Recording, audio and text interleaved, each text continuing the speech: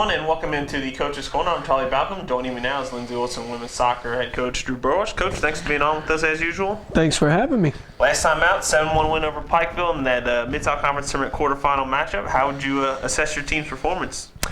I think there were some good things. I think there's some things we got to work on, a little more from an organizational standpoint, but been fortunate enough to be able to cover those early this past week. So, it's tough when you play a team, a week and a half earlier, and then you turn around and you play them again in the postseason.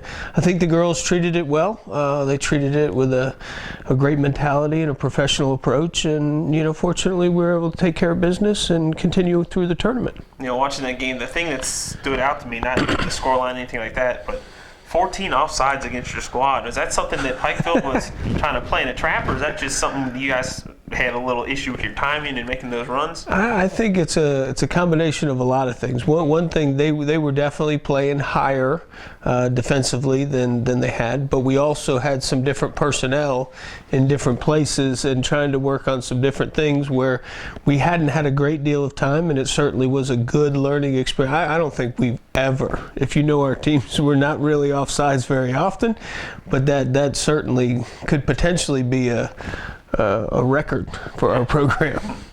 Is that what's the main thing from that? Is that one of the main things you wanted to work on from that Pikeville game head to the next one, is working on that timing issue, or is that just one of many things? After obviously every game you want to make adjustments and figure out what it. I think you're continually working on adjustments, but in terms of the personnel, I think we were getting the entry balls that we were looking for.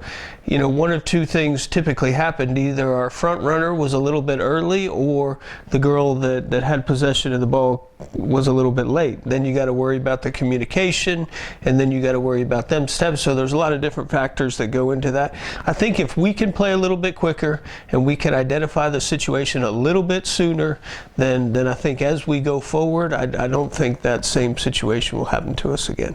Also, last week it was the Mid-South Conference Awards banquet, one of the 20 academic all-conference selections in the women's program. I know you take a lot of pride in your student athletes getting it done in the classroom as well. Yeah, I mean, they, for the last couple of years, from a grade point average wise, we've done extremely well.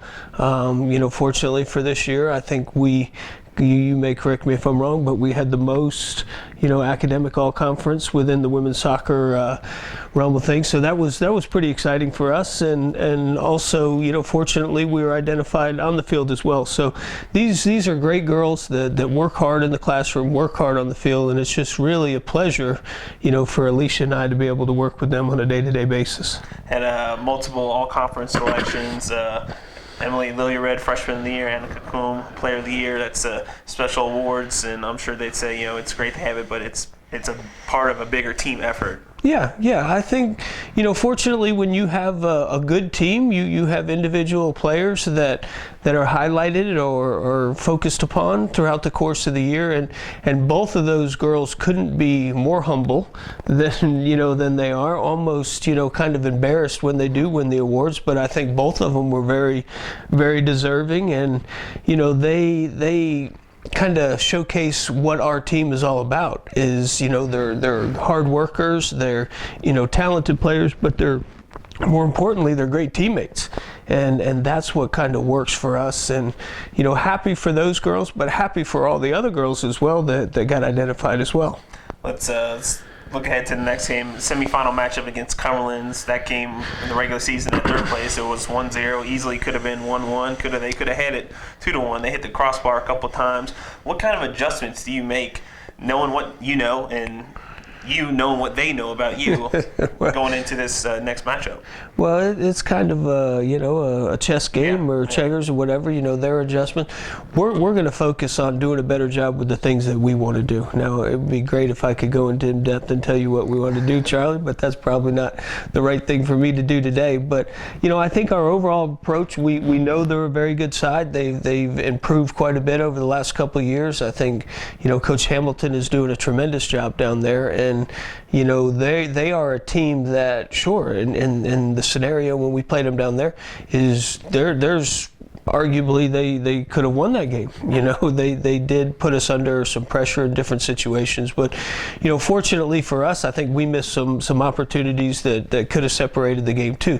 What we expect is an absolute battle, and it will take everything that we have to put together a great game plan, and for our girls to be invested 100% committed, and we look forward to a great test on next Thursday. All right, we look forward to seeing you out there. Thanks for joining us, Coach. You're welcome. Thanks for having me. That's Lindsey Wilson, women's soccer head coach Drew Burwash. Blue Raiders back in action on Thursday at noon Central Time in Bowling Green over at Warren East High School in the Mid-South Conference semifinals against Cumberlands. Drew Burwash, I'm Charlie Balcom. This has been the Coach's Corner.